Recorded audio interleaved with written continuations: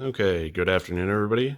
Today I wanted to show off some finds I got at one of the local flea markets in this area. So I got this book, which is not in the best condition, but it's autobiography of Agatha Christie. It's the creator of Miss Marple and Harriet Cole. Um, Kind of an interesting topic. It's also large print, which is neat.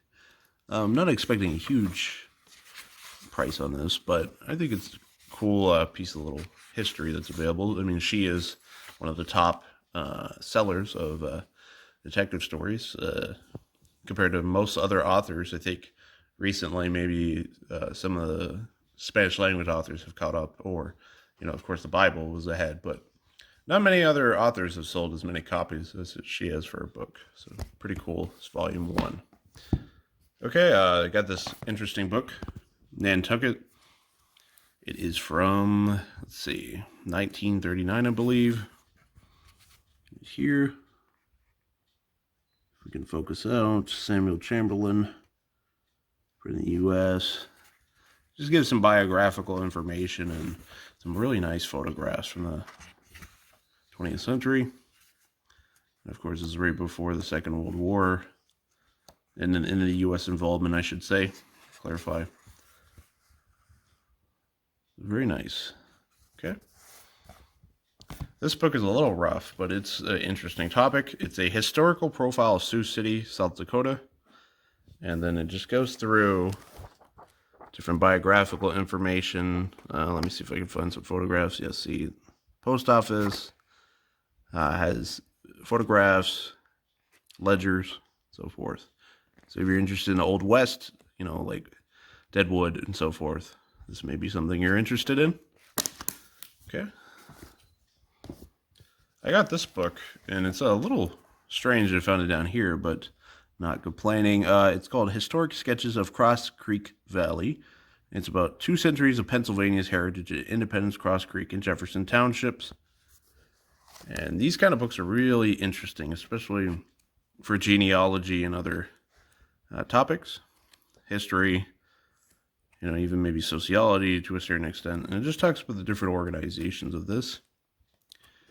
And just a reminder, if you're interested in any of the books I have here, feel free to direct message me on YouTube or go to my eBay page, japollo91.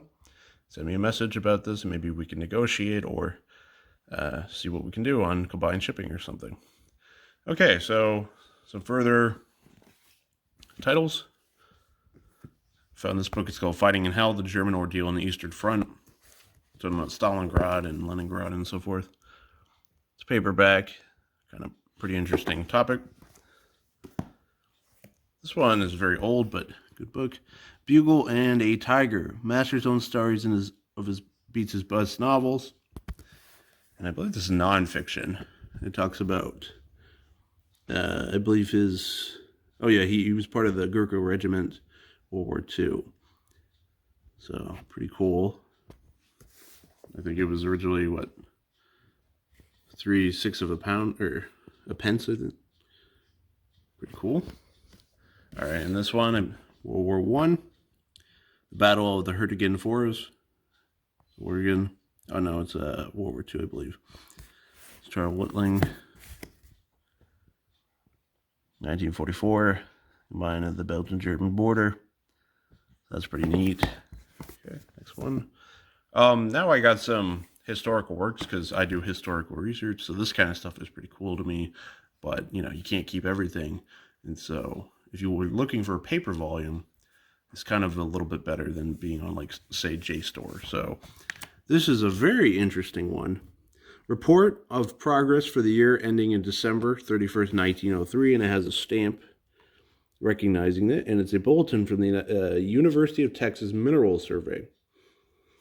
It's got a topography match of the Terralinga and Quadrilla, Brewster, and Presidio counties.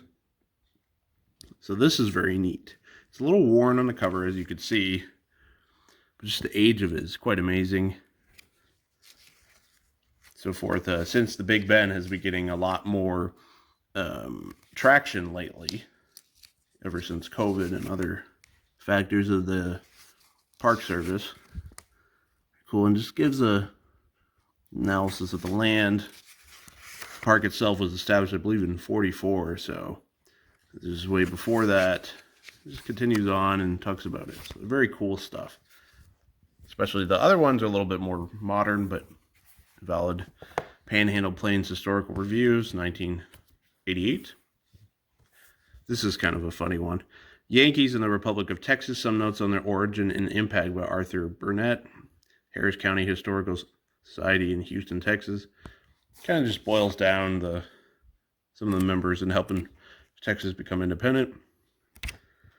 Very interesting. This one is a little bit out of my wheelhouse, but I think it's cool. Eyes on Texas, 50 Years of Folklore in the Southwest. So this could be like a Frank Dobie type of publication. Kind of track some of the information and stories that have been passed down in Texas. Imagine a lot of birds and, fighting gunfighters and so forth. Texas is pretty cool.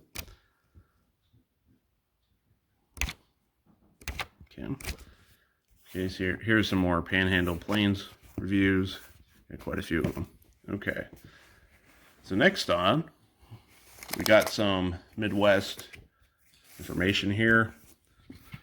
Great gunfighters of the Kansas Cowtowns, 1867 to 1886. So right before, these are about the time when the Intercontinental Railroad was being established, and some of the conflicts inherent in that.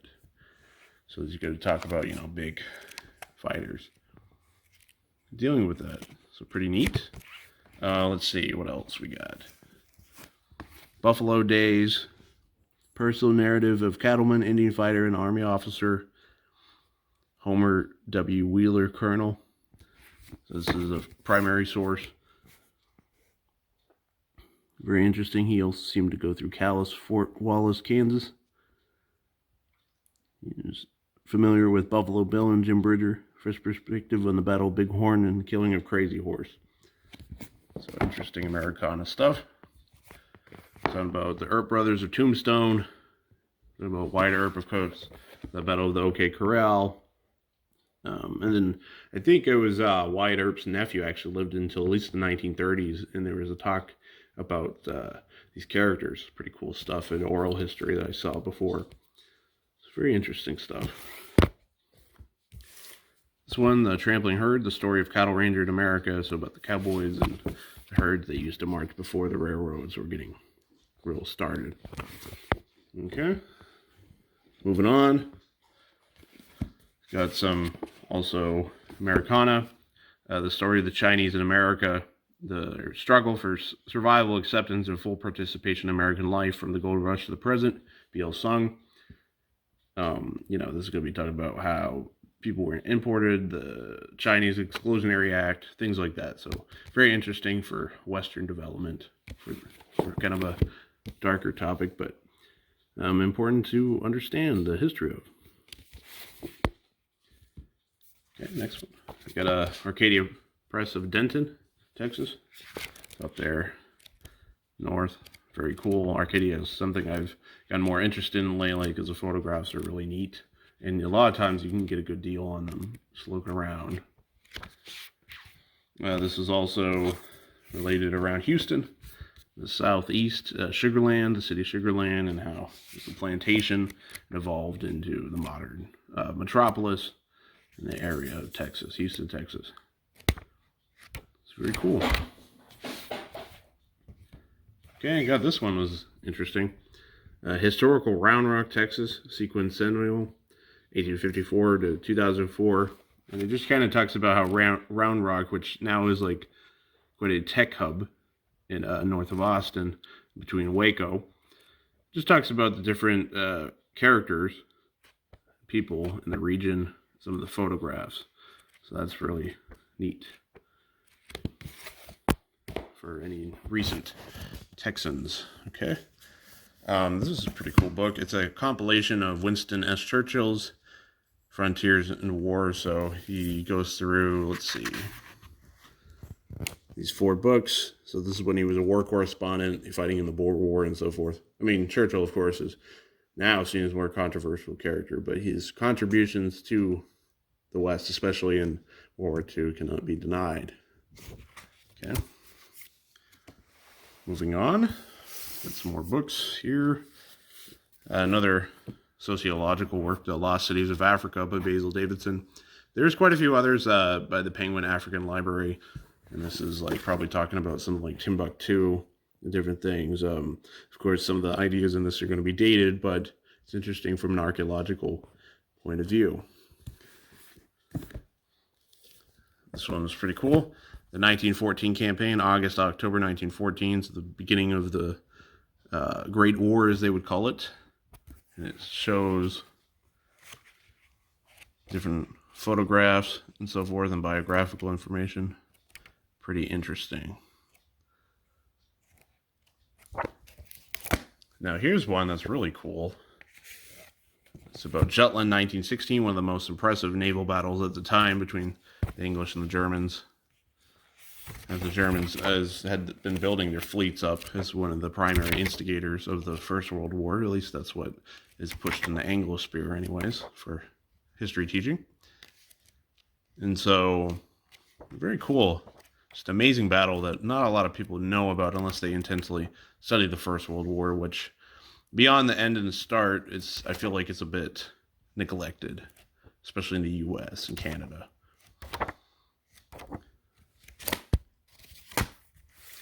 Okay.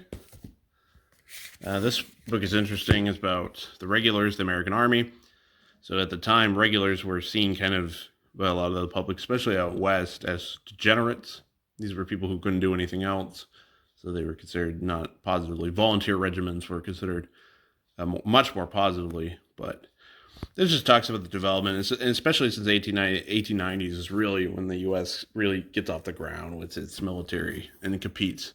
By 1920, the Washington Conference, we had basically gotten parity with our navies, with the British. So very important time, interesting stuff. West Point, more scientific military, whereas before it was more of a frontier force.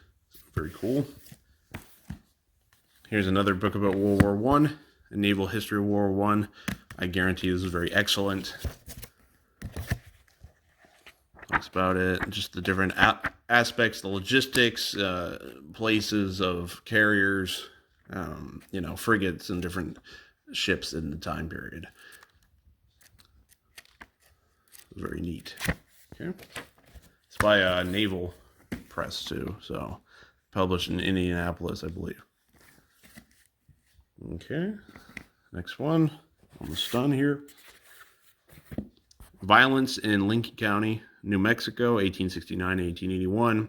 Another frontier war type of thing. I believe that's Billy the Kid on the left there. Just a thing by University of New Mexico Press, Albuquerque. This covers some of the elements of the Old West. This is an interesting one. The Archduke and Assassin, Cerveo, June 28th, 1914, Lavender Castles. This is by Stein and Day, so a British publisher that was known for its books at the time. It just goes over different elements leading up to the assassination. And it's sad because the Archduke had gone there to celebrate the expansion of, I believe it was the German railroad to the Ottoman Empire and through Iraq, but the war was instigated by, of course, what we know, the Serbians fighting off the Austrians, and Russia allied with them, and then, it just cascades from there. Okay. Another one. Attack and Die, Civil War Military Tactics in the Southern Heritage. I'm not exactly sure what to expect with this one, but I imagine it's going to be talking about like Stonewall Jackson and just how soldiers viewed and implemented different tactical structures while in Civil War regiments in the South. Highly sourced, probably a very good book to read. Okay, so we got one more stack here. So here's an analysis of the Daily Study Bible series. the Gospel of Matthew, Gospel of Luke, and John. I'll probably put this in a lot as it composes of the New Testament, portions of it, that is. If you're interested, maybe a deal on that one. Okay. Now, for our last stack, this is pretty cool. Sniper 2, Specialized Tactical Training Unit by Mark V. Lonsdale. It talks about how they prepared historical sniper training and expanded it into the future. Let me see what year this is.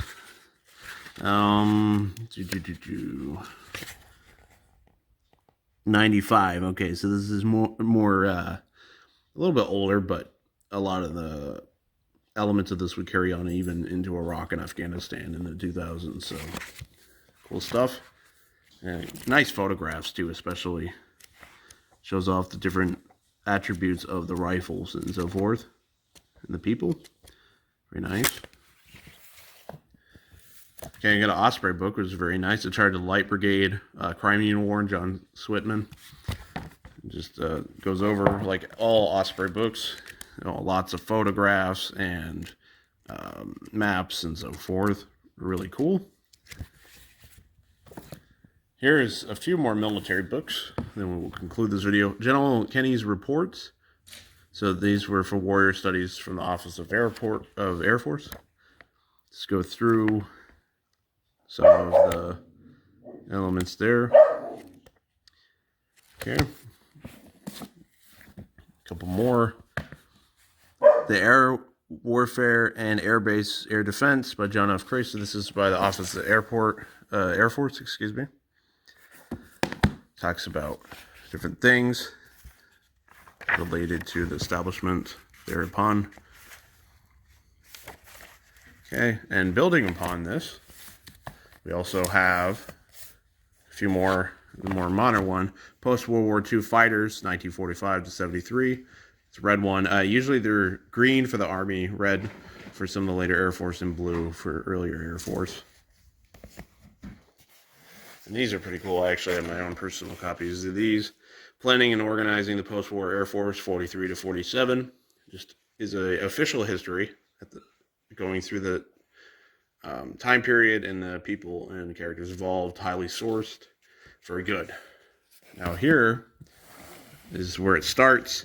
United States Air Army, April 1861 to April 1917. So this talks about balloons, early flights attempts, and so forth.